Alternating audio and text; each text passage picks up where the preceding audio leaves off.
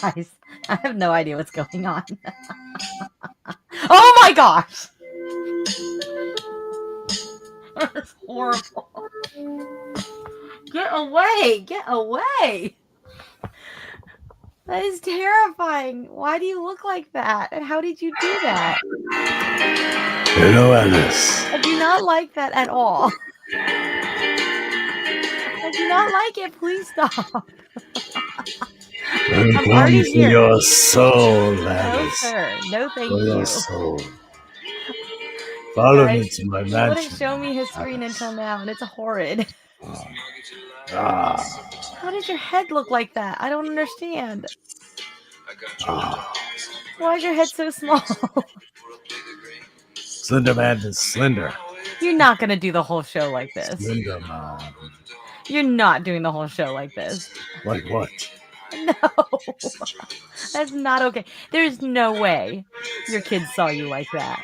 You would have scared the pants off of them. Oh, Slender Man loves children. No. Children love Slender Man. Ugh.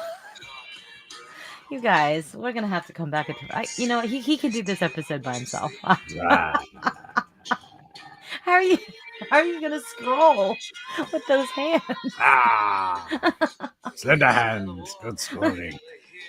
Oh my gosh, you guys. No fat fingers. Oh, I don't like Halloween. So stop it with the fingers. Those of you who are not watching, congratulations. You will not have disgusting. You will not have nightmares. Brett is... I can't record like this. This is horrible. This is the most disturbing thing I've had to look at ever. You'll survive. All right. Are we ready? Where is your microphone? How are you speaking?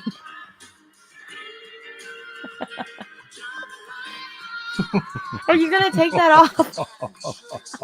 Is your microphone underneath the mask? No, it's right over here. I can't see anything but your face. Right there. Whew. Okay, what's going on with your head? Why is it so small? I have a slender head, Alice. I can see that. Oh my gosh, I can't stare at that. That is so scary. If one of my kids walks in right now, they will never, ever be the same.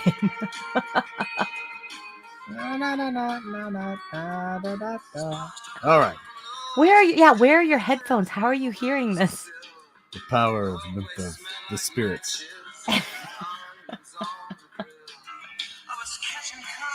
So we ready or what? Sure, I'm ready. You're really gonna do it like this. This is horrible. Oh my goodness. I knew I shouldn't. I should have turned off being able to view anything. This is so disturbing. You look terrifying. I'm never gonna sleep again. I don't understand how you can hear, see, or talk in that at all. Are you doing okay under there? Can you breathe? Yeah, I'm practicing my word of the day for you. Hey, if you pass out because you have no oxygen in that mask, please let me know.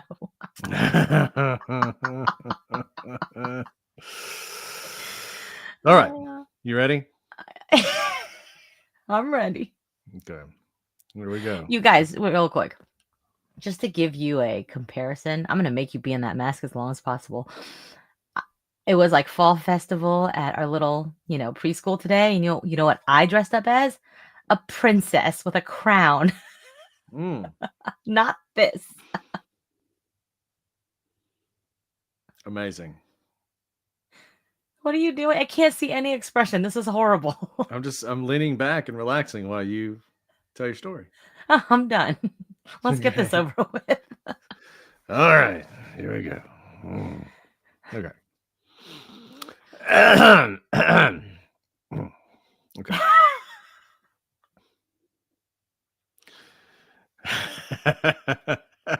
Did you change your camera angle too? Well, I had to make it slender. Or Slender Man. I mean, anyways, here we go. You ready? Oh my goodness. I don't even know where you bought that. Okay.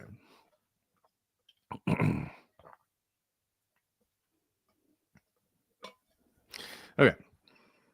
Today on The Prosecutors, the terror of a whole race drove him. He knew what it all meant. Defago had seen the Wendigo.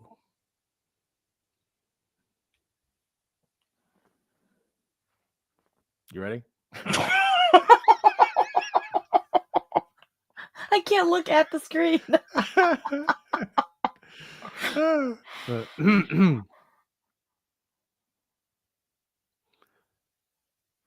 Hello, everybody, and welcome to this Halloween episode of The Prosecutors.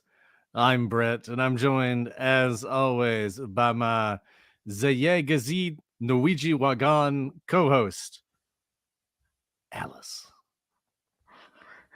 Brett, I am your scared co-host because right now you are the scariest thing I've ever looked at in my life because you know I don't watch horror movies.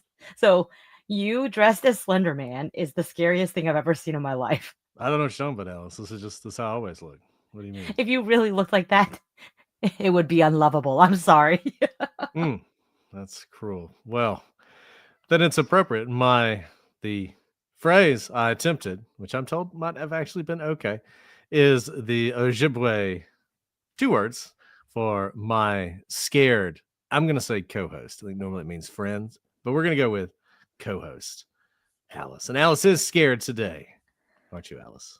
I'm incredibly terrified because I've always said I like to protect these innocent eyes from no, no, no, no. He's waving these terrifying fingers at me through the screen, and I don't care that he's not in the same room as me. This is scarier than anything I've seen. We've all watched. Well, I've not watched The Ring, but I know what happens with screens, and it looks like you're coming through the screen at me.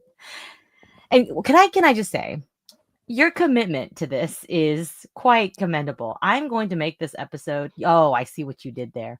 Usually I like to rush through these Halloween episodes, but you're going to make me want to extend this one because he has on what appears to be a torture mask where he cannot breathe properly or talk properly. So I'm not exactly sure how he's communicating right now. It's hard to say. It's a mystery, really. The power of Slender Brett is at its height. But those of you listening, to become Slender Brett. Slender Brett. Yes. I need to lose 75 pounds or so to become Slender Brett, but it's okay.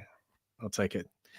Those of you in the podcast listening world who can't see are probably like, what in the world are you talking about? Why don't you get to the story? So we will.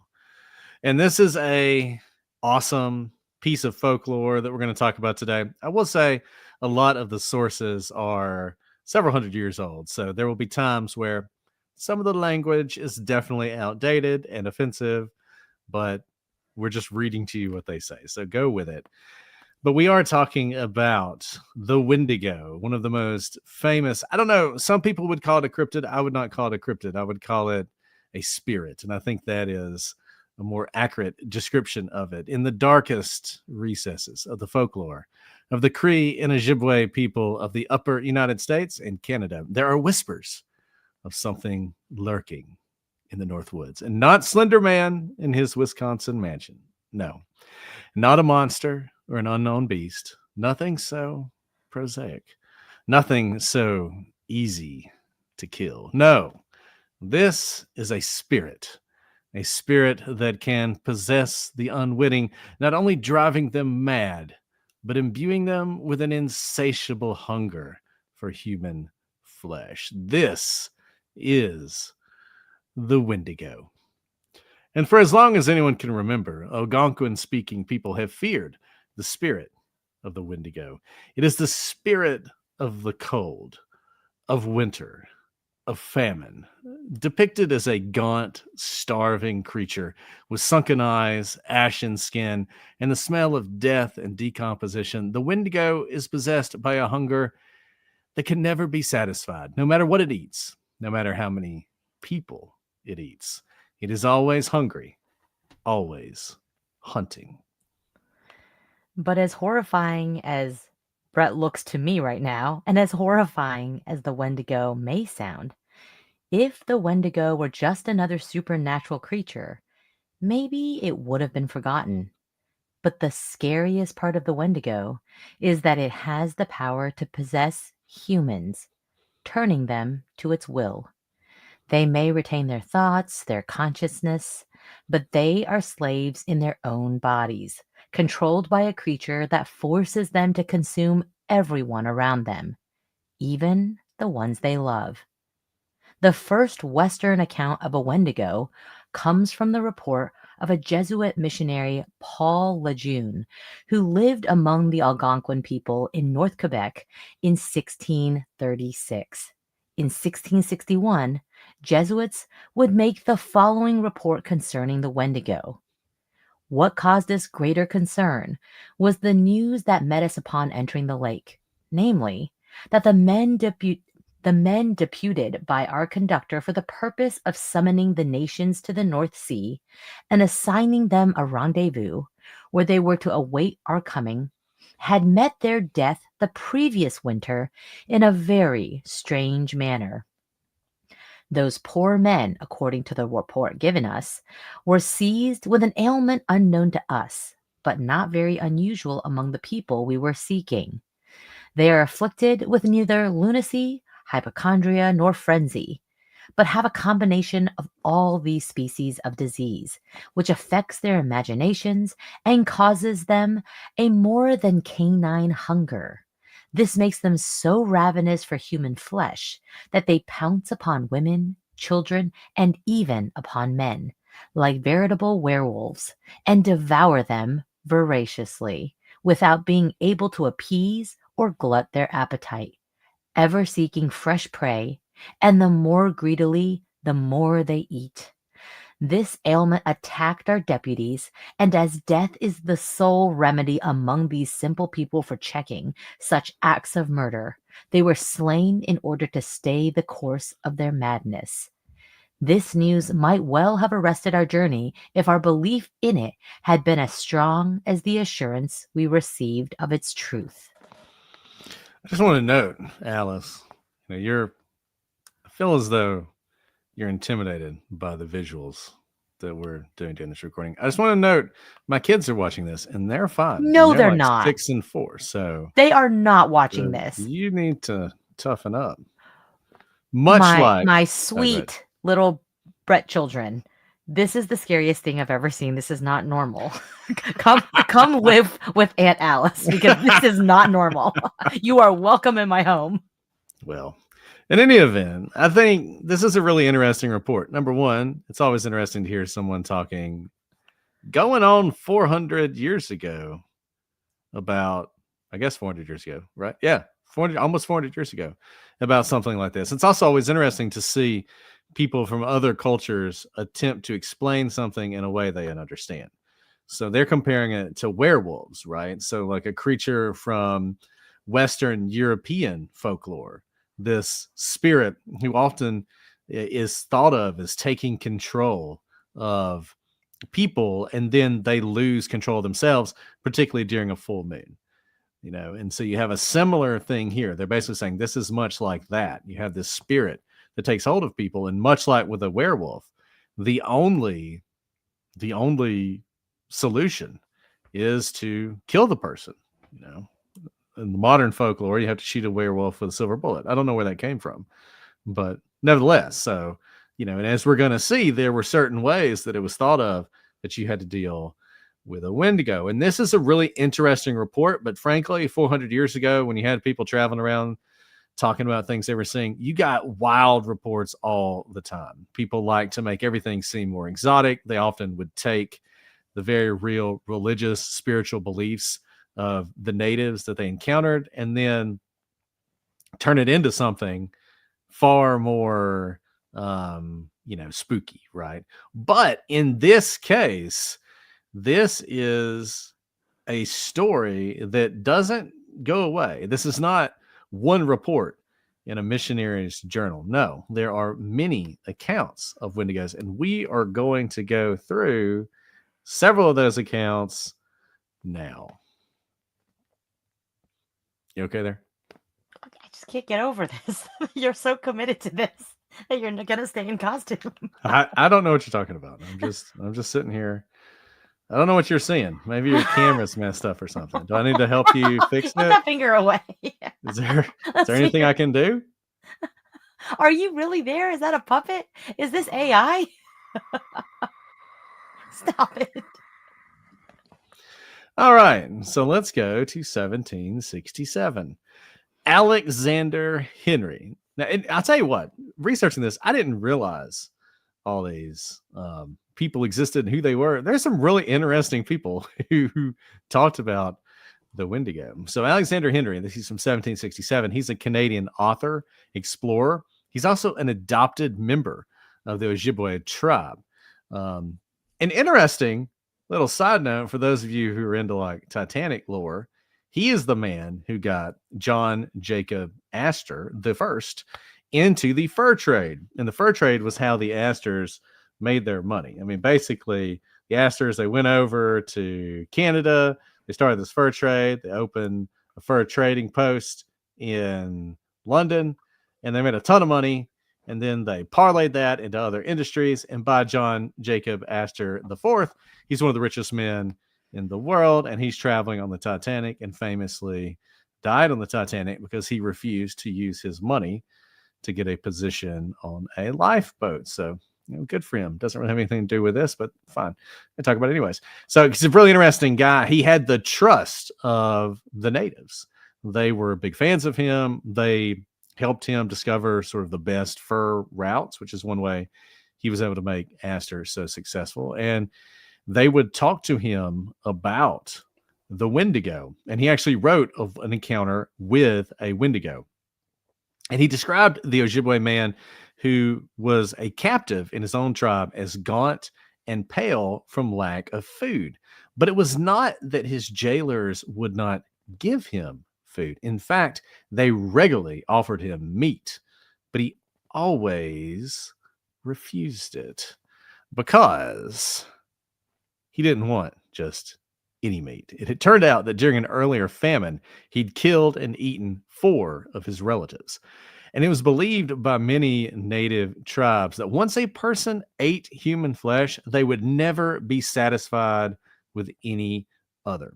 Henry wrote that the man would not eat anything despite his hunger, but would, quote, fix his eyes continually on the children who were in the Indian lodge and frequently exclaimed, "How fat they are." Unsurprisingly, the Ojibwe put the man to death lest he prey on their children. But that is, of course, not the only Wendigo we will encounter. In 1796, the explorer and fur trader David Thompson reported that he had met a man named Wiskahoo in 1796 near Duck Portage.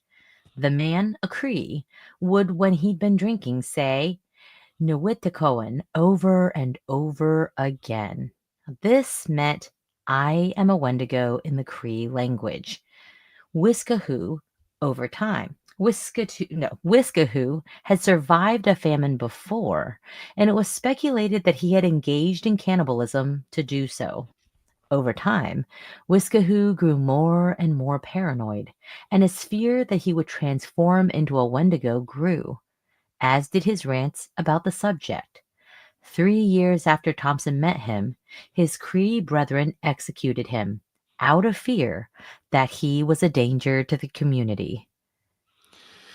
So that brings us to around 1800, when fur trader George Nelson went deep into tribal territory in the early days of that century, and he would often embed himself with tribal hunters. It's interesting the interactions between natives and various people, both by nationality and just sort of trade. So the French typically had a better relationship with the natives because they really came to hunt and to trade, not to live.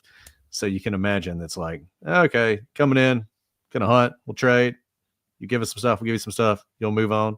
So hunters and trappers tended to be more well received. And you see that in a lot of these legends where they're sort of hooking up with these hunters and spending a lot of time with them and learning a lot about these stories. And so while he's doing this, he comes into contact with several suspected Wendigo. So many, it seems, that he wrote a rather scientific description of the phenomenon.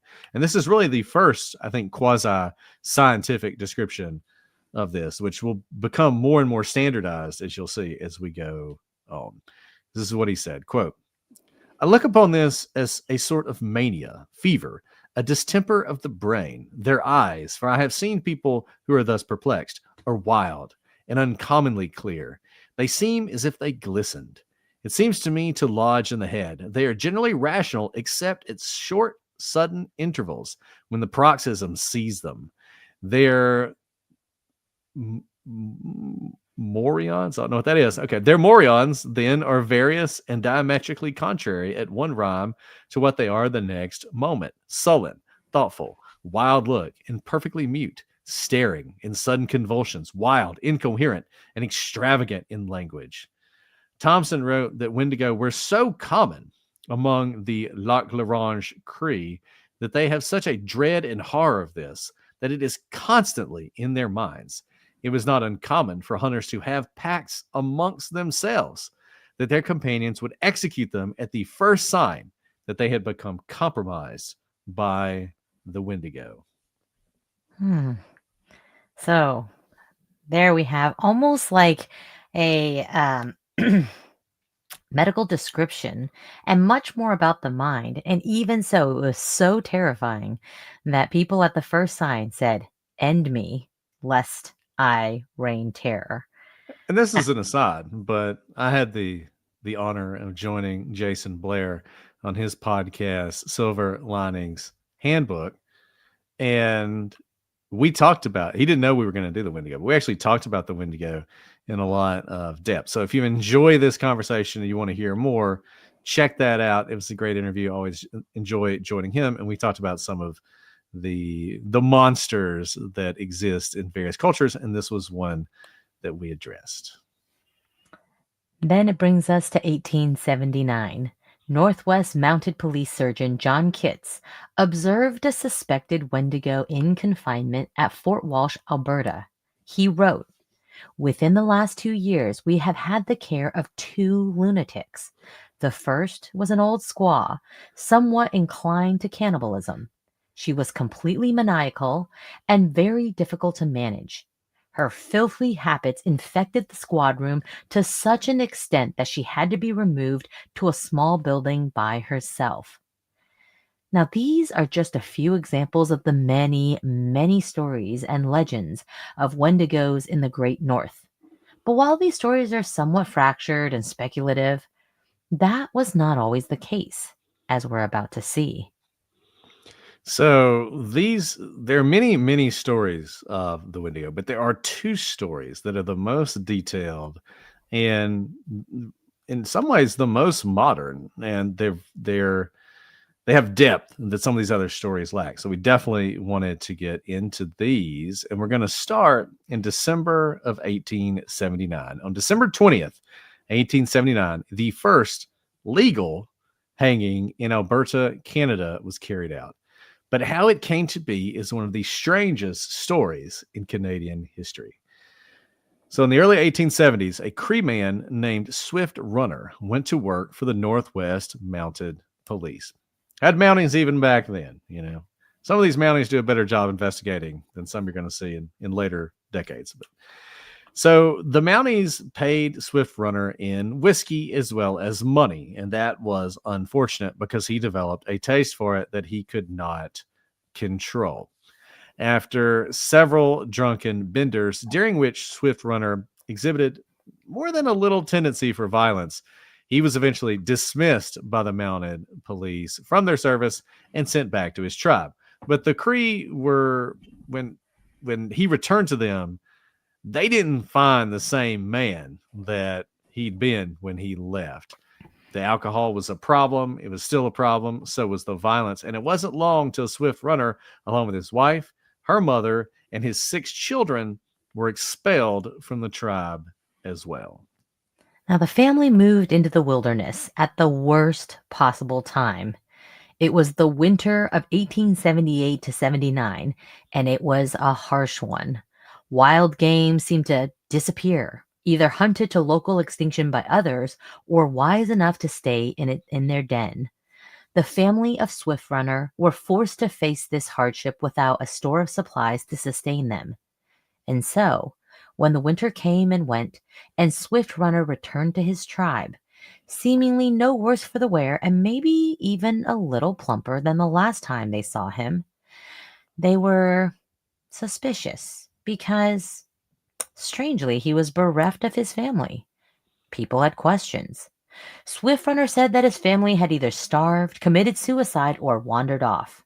But this explanation was not satisfactory to anyone who heard it. The tribe contacted his former friends at the mounted police. So the mounted police, they decide they're going to look into this, and they mount, no pun intended, a search. And during that search, they find Swift Runner's camp, and it was a grisly scene. Next to the remains of a campfire was a pile of bones that included human skulls scattered nearby.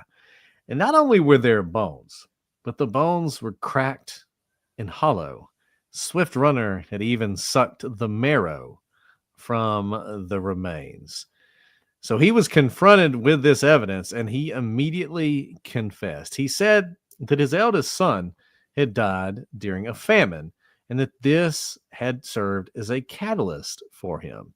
After burying his son, Swift Runner, his wife, and their remaining children moved to a new camp. Now, he also had his mother and brother with him at this time, and according to him, they actually left at this point and sort of struck out on their own, never to be seen again, and he didn't really know what happened to him. That's one version of the story. Other versions of the story have Swift Runner murdering his mother, which adds, these stories always add a flourish, that he had stuffed an unfinished moccasin into her skull, the beating needle still stuck in the shoe. So whether that happened or not, I don't know, but he said they wandered off and died. Now, although his eldest died of starvation, the rest of the Swift Runner's family was murdered. Swift Runner killed and ate his 5 remaining children and his wife. Now, he did so despite the fact his second camp was only 25 miles from food stores at the Hudson Bay Company Post, a location Swift Runner was well aware of. Now, even assuming the first murder was necessary to provide the energy for a 25-mile journey, it was certainly enough to do so. Authorities at the time and scholars since have come to a singular conclusion. Swift Runner believed that he had become the Wendigo. Once he committed cannibalism, he could not stop. Swift Runner was tried by a jury of 7 men, 3 English-speaking half-breeds, this is from the reports of that time, and 4 men well up in the Cree language. Swift Runner was provided with a translator so he understood everything being said. After the evidence was presented against him, Swift Runner was given the opportunity to present a defense. And all he offered were the words, "I did it." Probably should have waived his defense if that was what it was going to be. But Slender Brett should have been his exactly, lawyer. Slender Brett would have said, "You're not testifying. We're going to say they planted it." You know, Michael Proctor was a mounted police officer. He was sprinkling cracked bones all over your camp. That's what happened. It wasn't you, but he admitted to it, and he was executed by hanging. And one thing that's interesting about this, talk about how, like, in all these stories, you often see weird history, and this is a weird history note. So care was taken to ensure that his death was instantaneous. I don't know how much you guys know about hangings, but there's a short drop hanging and there's a long drop hanging. Short drop hangings tend to be gruesome. The neck doesn't break. The person strangles to death. It can take a very long time.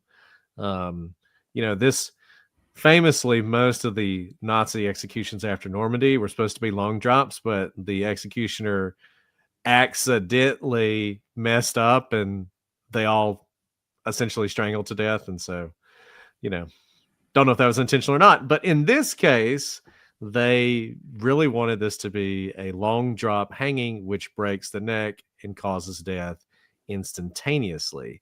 And so this was not done for Swift Runner's benefit, but rather for that of the many tribal chiefs who attended the execution. So many of the native tribes in the area, they were very much against hanging as a method of execution. And so this was a way to sort of convince them, like, hey, this isn't that bad.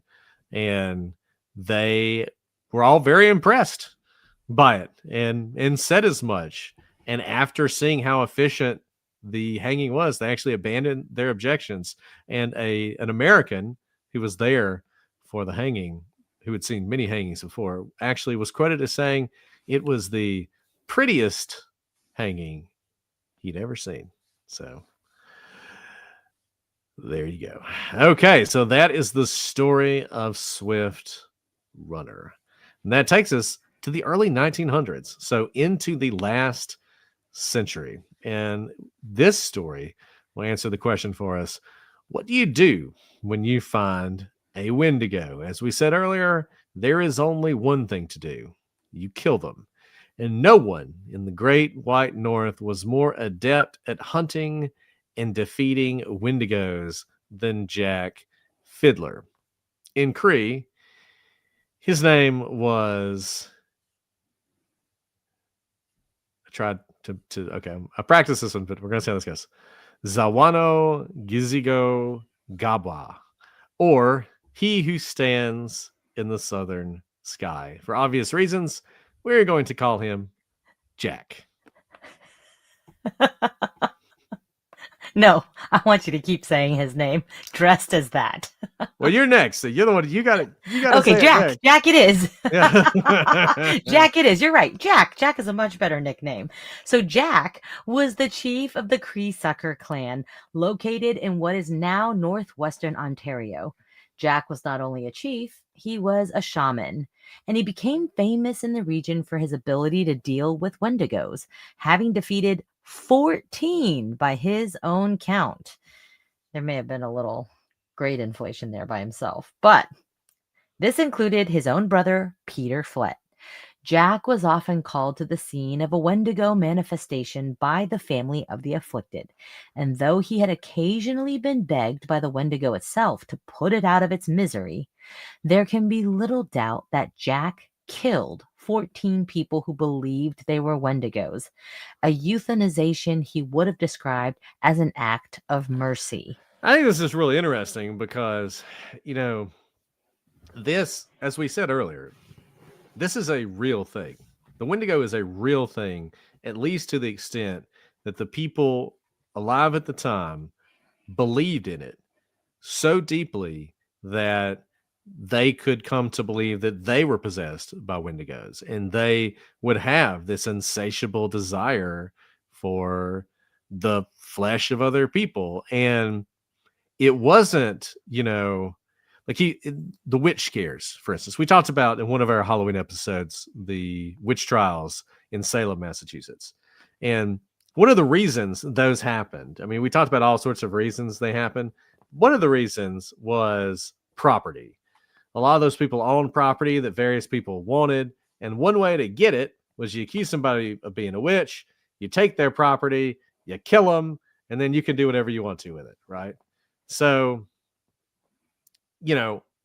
obviously, one speculation is people didn't even really believe they were witches. It was just a good way to settle a property dispute.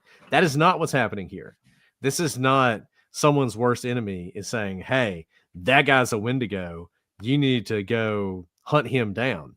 These were people saying, my family member is a Wendigo, or I'm a Wendigo, and wanting to be killed by Jack because Jack was a shaman. And there was this belief that, yes, you would die in this life, but you would kill the Wendigo and you would release your own spirit.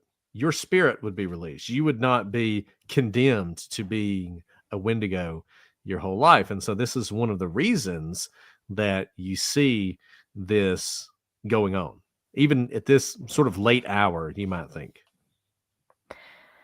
Now, it wasn't long, however, that Jack and his people ran headlong into the growing authority of the Canadian government in the area, because here he is going around authority-wise killing people.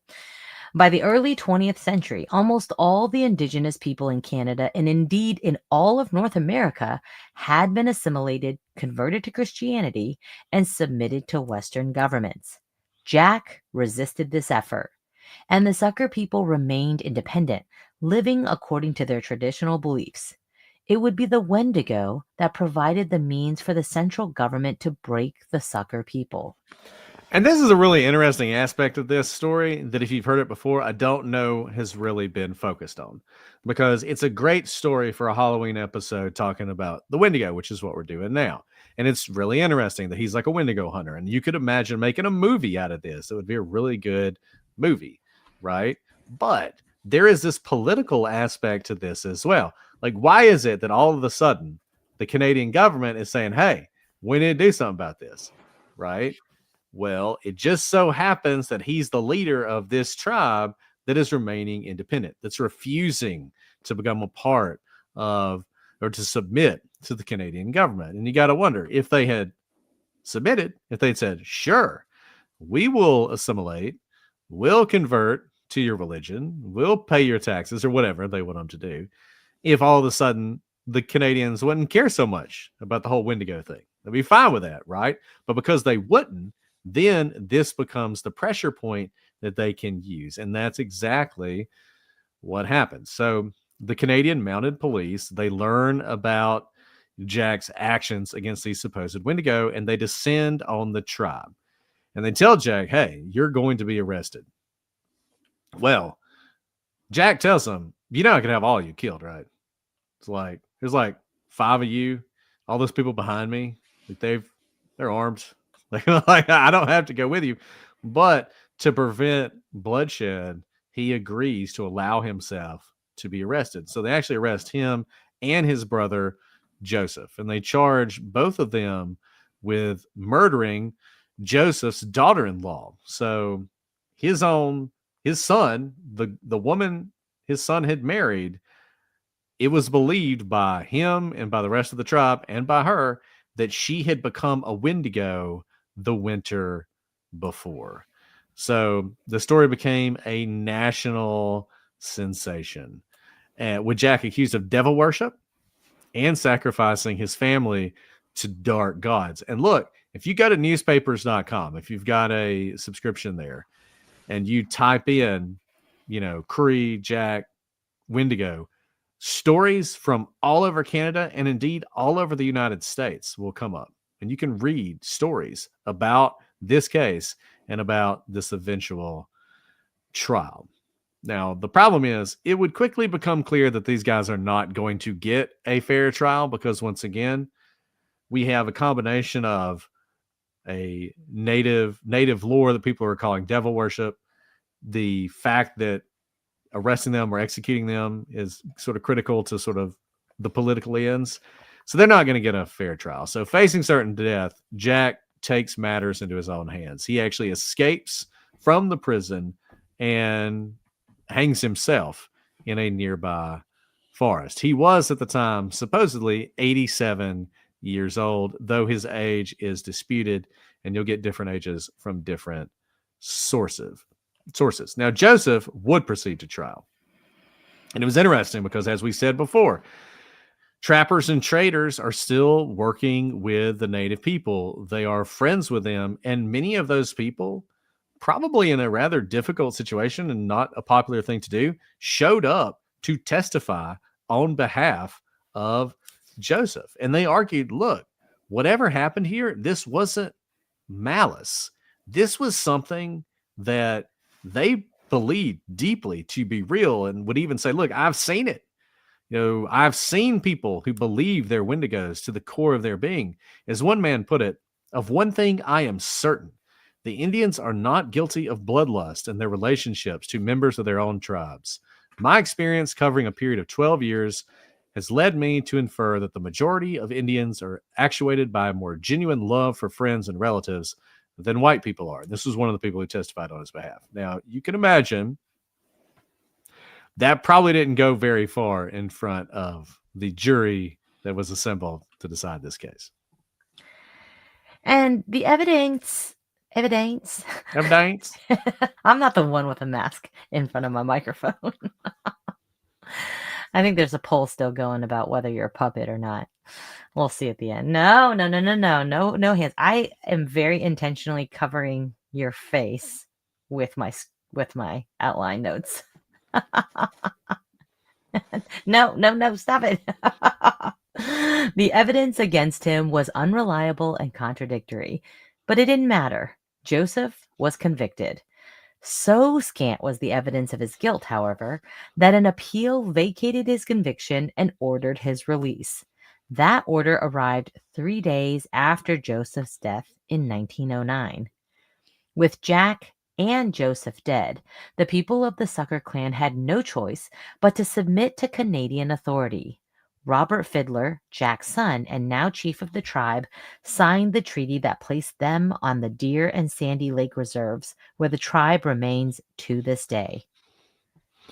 So there you go. Not only do you learn about the Wendigo, but you also learn some history about this area of the world.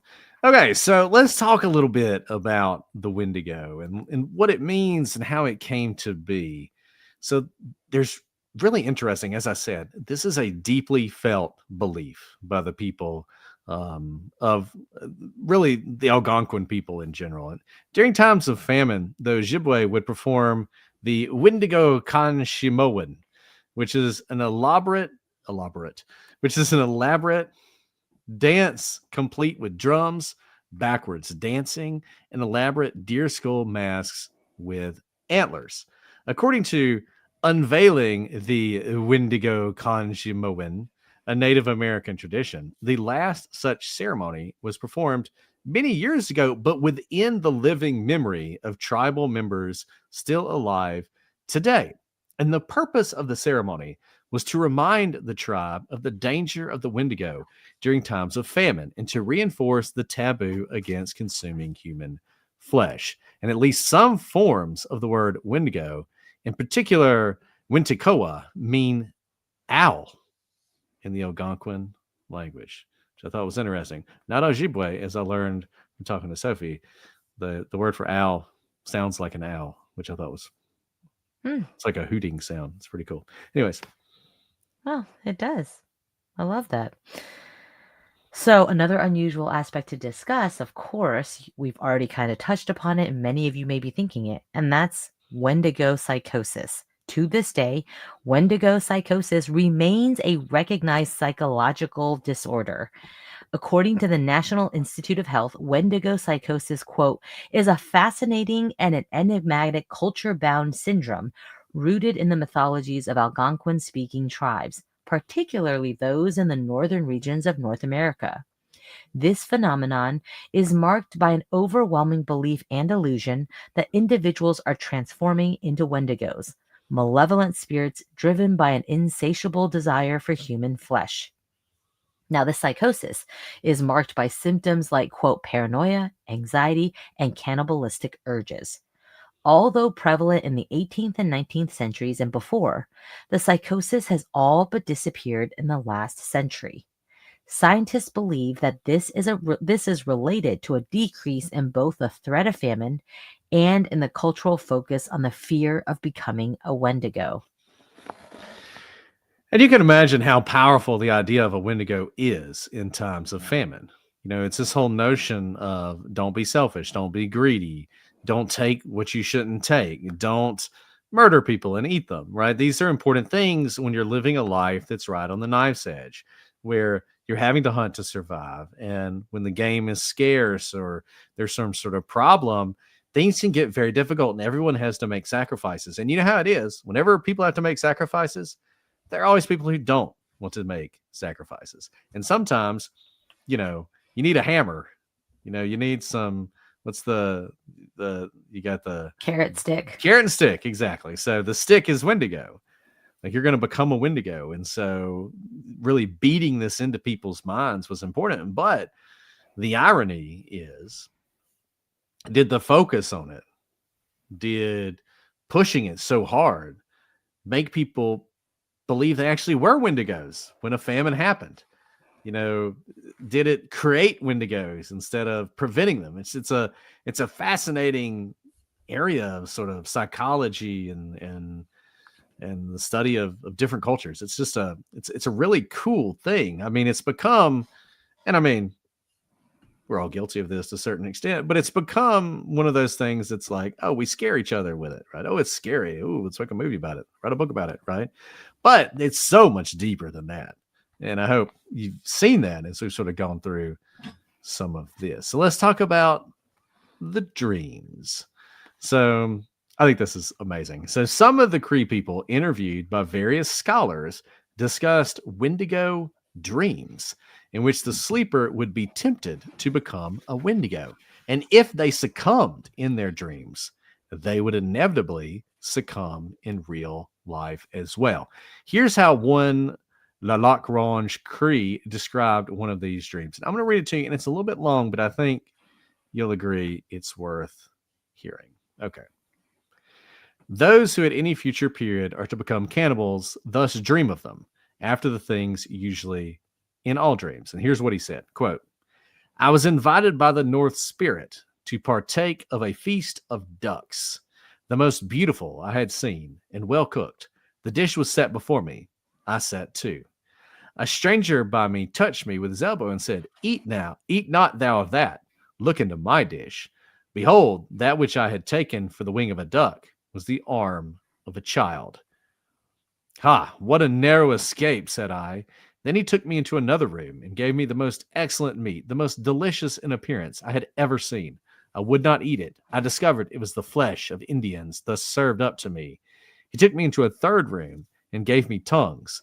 These I also perceived were the tongues of Indians. Why refusest thou what I offer thee? Is it not good? I feel no inclination to eat, I replied.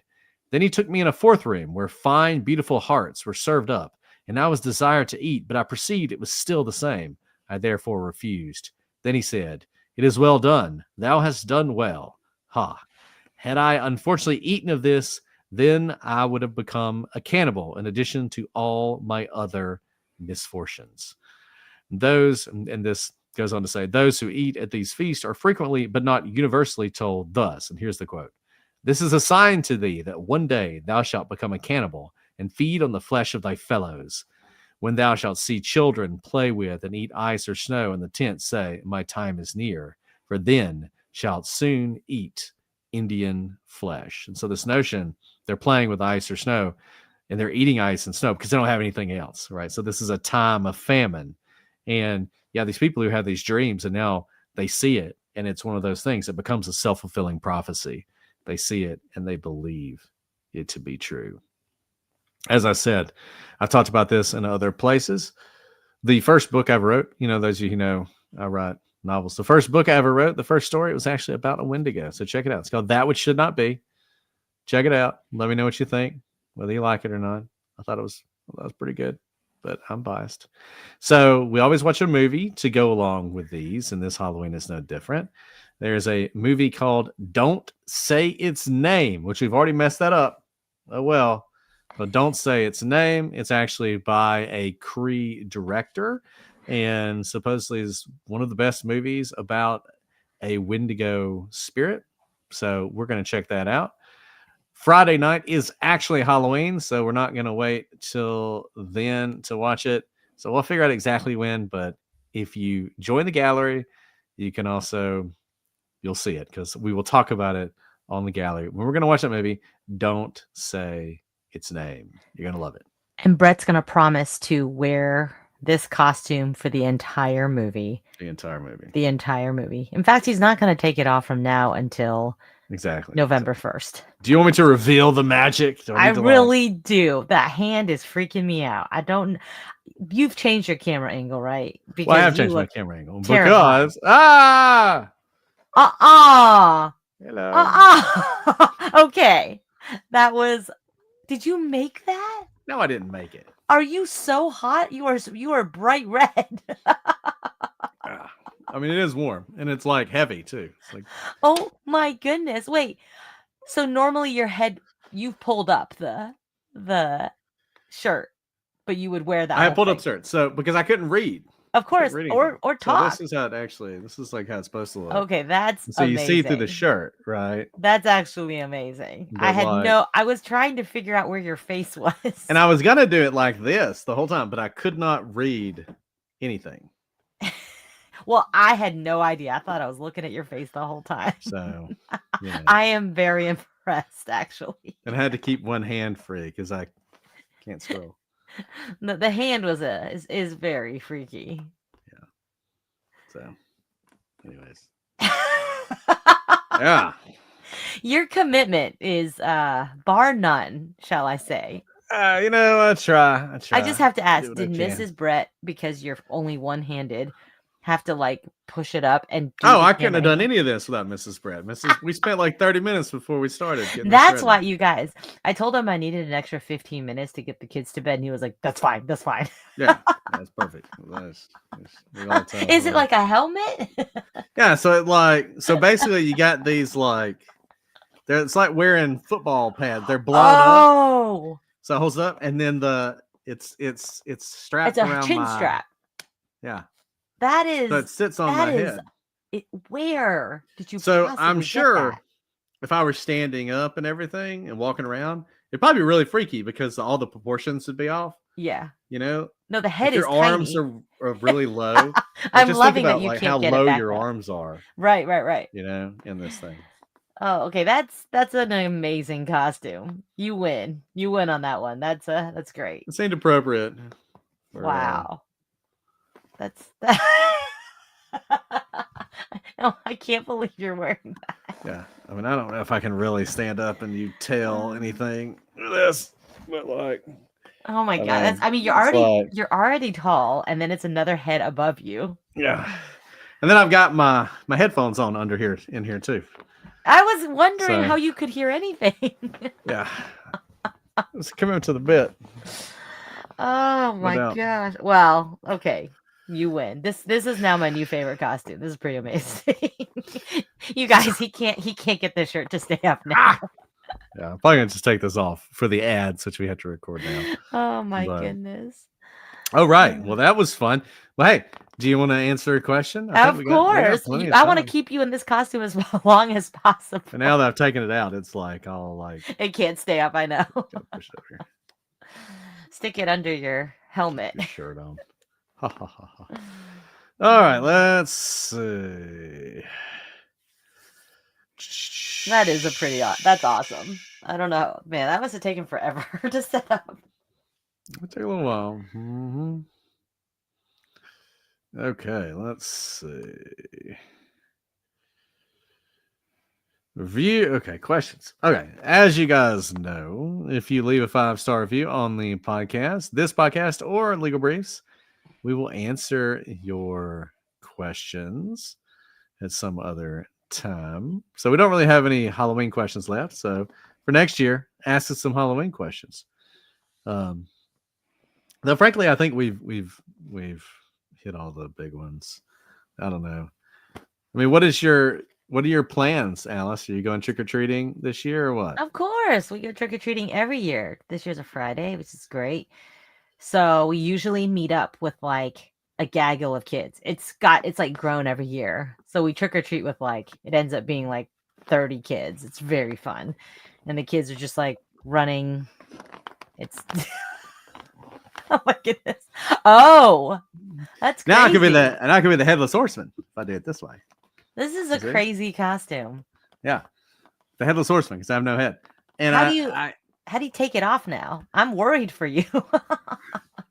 Sorry, I didn't mean to interrupt your story. No. This is fascinating. I'm seeing it being deconstructed. Yeah. There you go. Oh, there you go. It's easy. Yeah, you could definitely do the headless horseman with this thing. You absolutely. No, that's maybe actually next year pretty I'll be the awesome. headless horseman. Headless Brett. Anyways, Um, you're trick or going with treating. a gaggle of kids.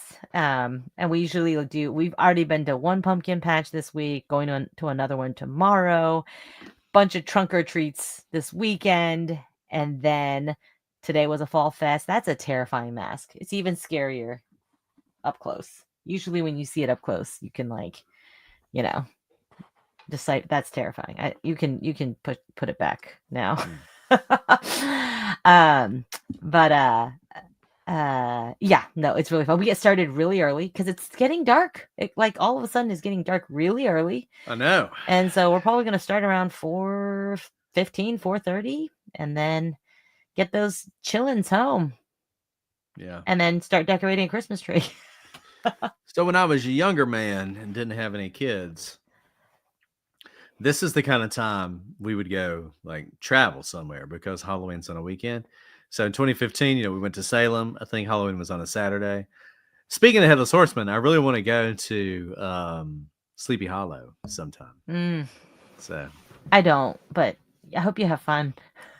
yeah, it'd be fun. Apparently, they really do it up there.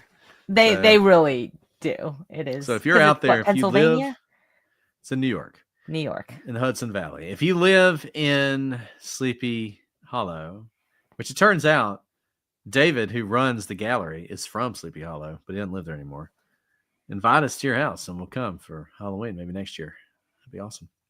Okay, let's ask you a real question. So this is from this is an interesting question. This is from BPT. And this kind of goes along with Halloween, I guess. What is the weirdest thing on your bucket list?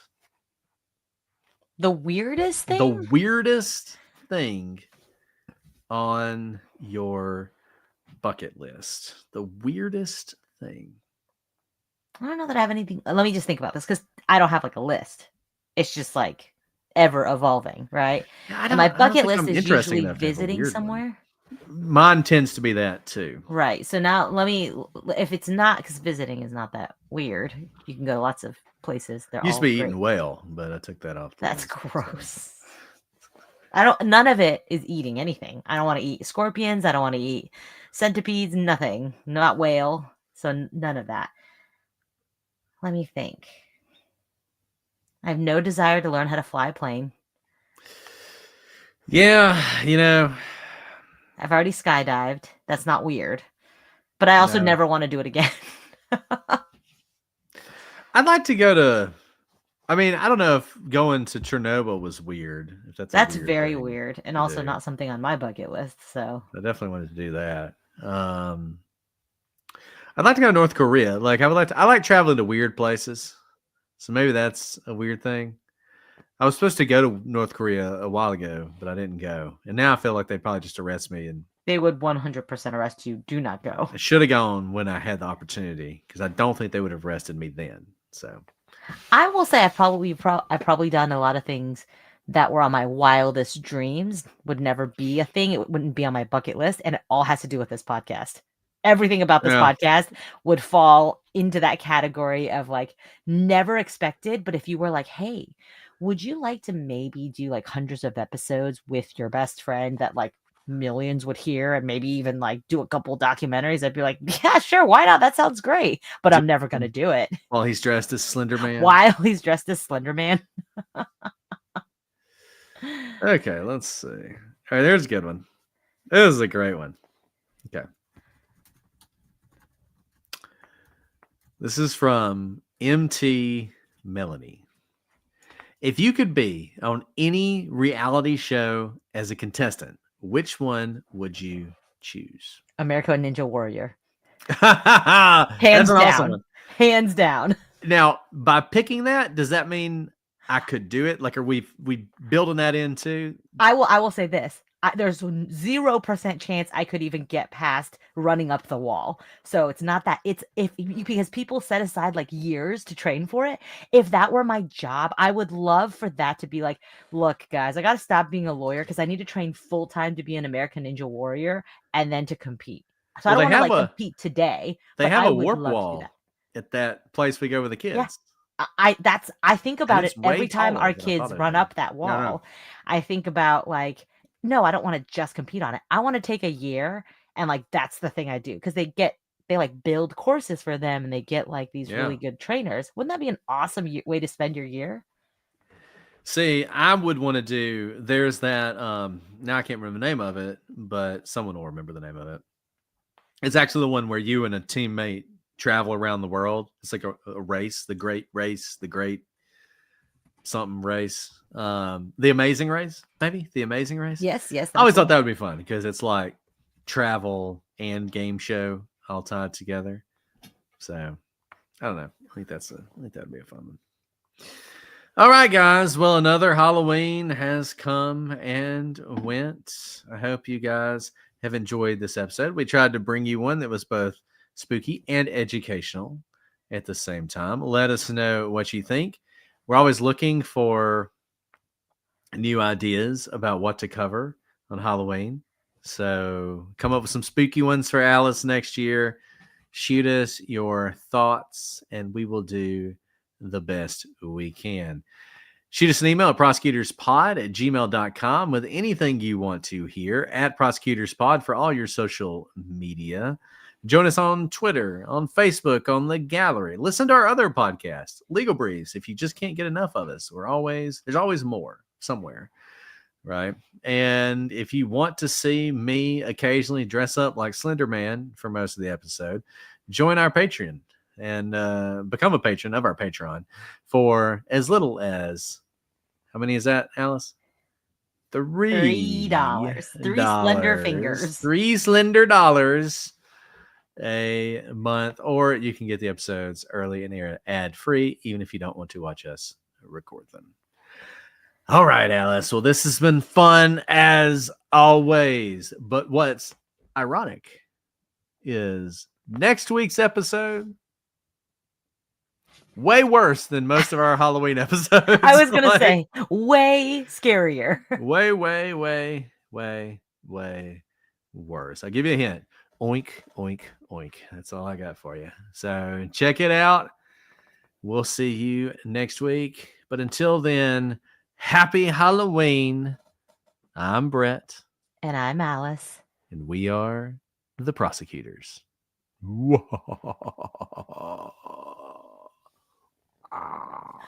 That hand is probably worse than the face. The hand's great, isn't it? Are there two of them?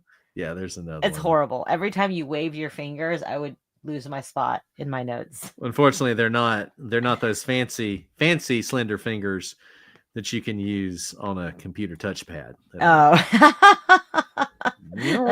That's the premium. They really kind of remind me of like an Alien, the face huggers. Totally. You got that like. Do you want to stop so we can record? Oh yeah, we should do that. Okay, let me stop this. Okay. I almost named this Slender Man, but it's not even Slender Man. Wendigo. Wendigo. Okay. You really tested me today. Whew. Oh yeah, you like that? I could not focus. No, I couldn't focus. I didn't know what I was going to be, and then I saw the Slender Man costume, and I was like, "That's it." That's pretty amazing. I have never seen that. Okay. Got it. Let's see. Nailed it. Hold on. I'm still trying to figure all this out. Wendigo, Brett. Let me see what our ads are. Okay, Legal Briefs is Advent. What's Advent? Advent. Okay, it's just a read script, which is good. But let's see if it's on the other one. Oh, we also need to. We got a feed drop we need to record too. I don't know if you saw that. Okay. Well, we only have one ad to record, so that's easy. And they're both Advent. For both podcasts, we only have one ad? Yeah. Okay. I mean, this one says pre-recorded. I don't understand why they don't. I know. We them recorded like 25 ads last week. I know. It's Okay. just like This so is just a straight reading, and it's for both. Oh, we should start recording. Okay, hold on. Okay. Oh, my back. Oh. All right, I'm ready when you are. Okay. 3, 2, 1. Slender Man. Slender Man. Okay. Hold on, Okay. let me see. Yeah, take your time. It looks like it's just straight read through, which I appreciate. Here's the console. Hold You on. guys. Okay, while they this do name? that, the 42 of you who had to sit through that terrifyingness, I'm going to show you something that is too cute for words. All of Too 4 of cute my for kids words. have done this. They're little skunks. So this is the youngest. Look at that. They've all been little skunks. You look like you're about to pass out. Do you need some like Who, air? me? No, I Yeah. was just reading this. I mean, you're all red. I know, it's fine. I turned up the air conditioning. Let's see. I'm just making sure Jason gets all this stuff. And he's also a puppy sometimes. Well, And Jason, I guess gotta we're have we're nuts. reading one ad, and it's the ad One for ad. both Easy podcasts. So peasy. it should be easy. Easy peasy. Let's Lemon see. squeezy. Oh yeah, we should share the costumes. Are we recording? Yeah, we're recording. We should We share are costumes. recording. What are your are you gonna be that for Halloween? No, I'm going to be Jack Skellington. I mean, much more simple costume. It's really just wearing the mask. And my wife's What do going you to do be. with all these costumes if you're just gonna wear it for now? I mean, they're just hanging up someplace. I mean, look, I might do this again. I'm not going to do it this year, but maybe next year. I mean, because it's You pretty should cool. get a pump. You should get a pumpkin hat. Like you could turn this into so many things. You're You really right. could. I mean, you really could. You take this, you put anything on top of Like it. a pumpkin, and you could be Yeah. the headless horseman. Corpse Bride for the oldest. Little Oh, guy that's is right. She going to picked that. be a knight in shining armor. That's how he describes it. That's really sweet. Yeah. And then the littlest one's going to be a dog. And then my wife is going to be Dorothy from The Wizard of Oz. Nice. So, all right. So we just read this? Yep, we just read it. Let's do it. Do we even have to say the... No, I guess we don't. Let me see. Nope, it's in the first one. All right. Okay. So we don't say the website at the bottom, or do we? I don't know. You see what I'm saying? Like, do we Yeah, say go to diversion? No, because I think you just read the last line, which says go to diversionmanager.com/podcast. Oh, I didn't see that. Okay. It is there. Yeah. Okay. Gotcha. Okay. I'll start and I'll read halfway through the second paragraph. Okay. Through recidivism.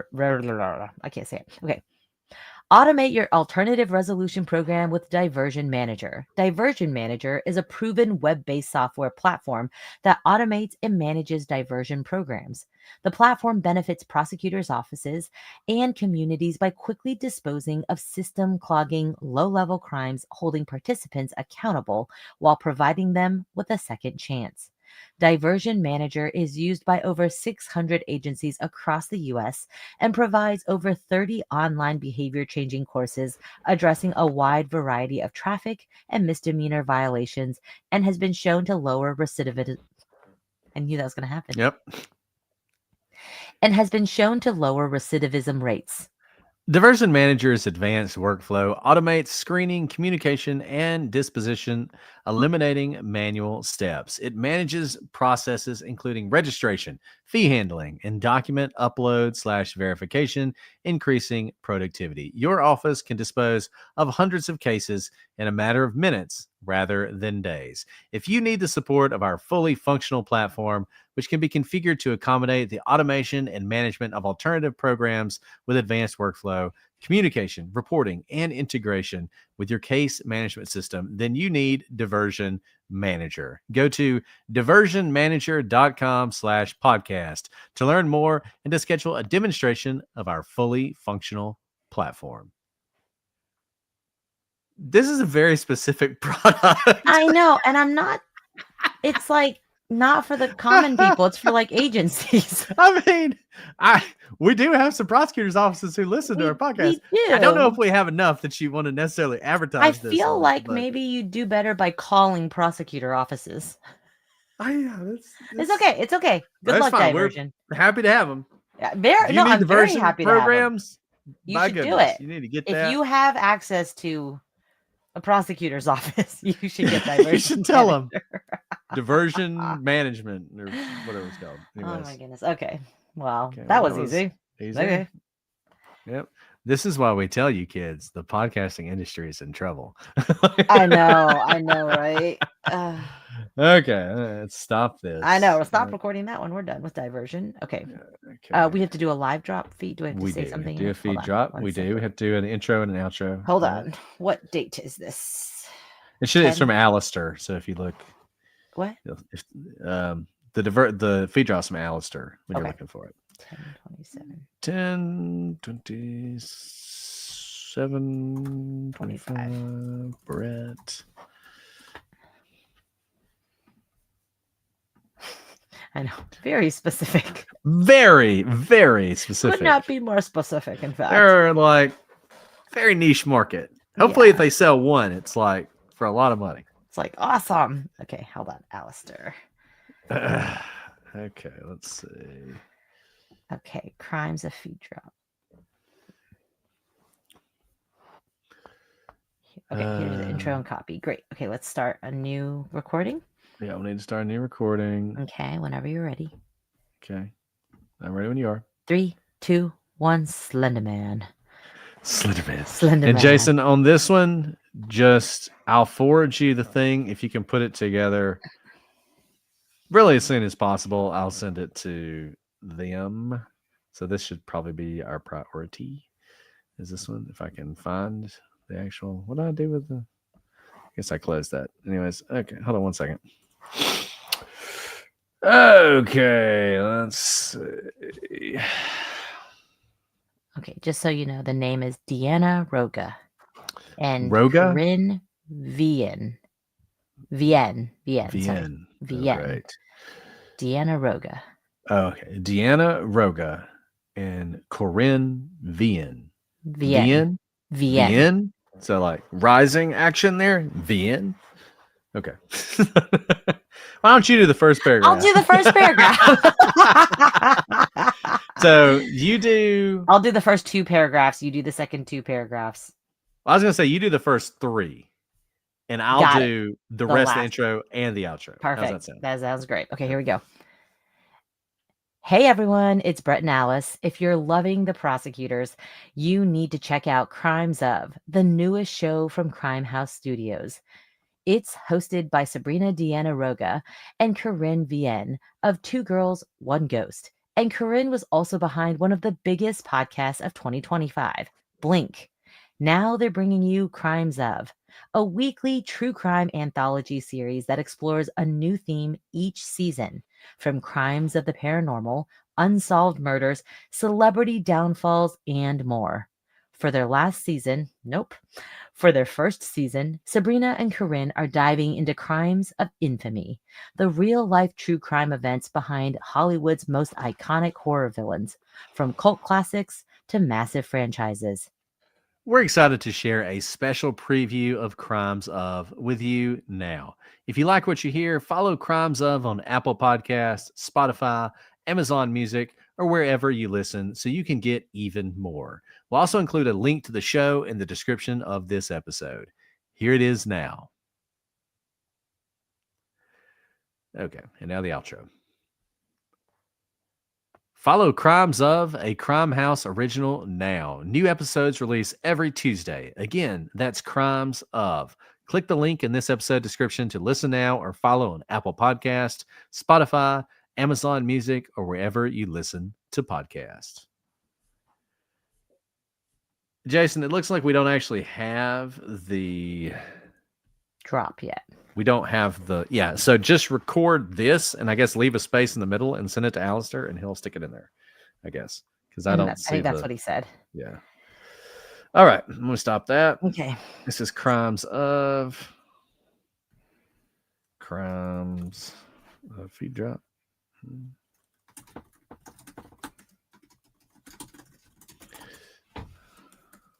Okay.